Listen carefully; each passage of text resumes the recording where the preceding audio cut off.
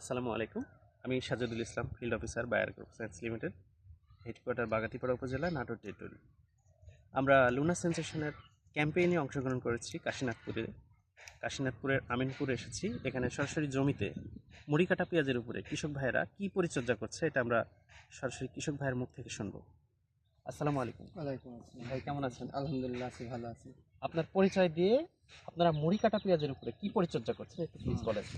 আমার নাম মোহাম্মদ সাজুল ইসলাম, পাবনার জেলা, বাড়ি আমিনপুর থানা।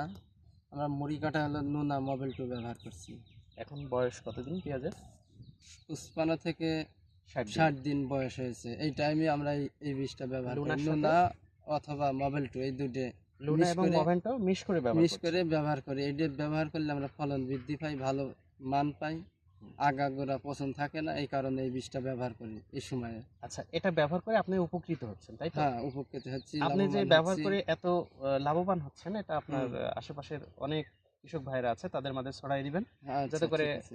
মুড়ি কাটা পেঁয়াজ যারা কৃষক ভাইরা করছে তারা যেন এই বেনিফিটটা উপভোগ করতে পারে। হ্যাঁ, আপনাদের অসংখ্য ধন্যবাদ জানাই। ভালো থাকবেন আচ্ছা, সবাই। আবার আচ্ছা। দেখা হবে। হ্যাঁ।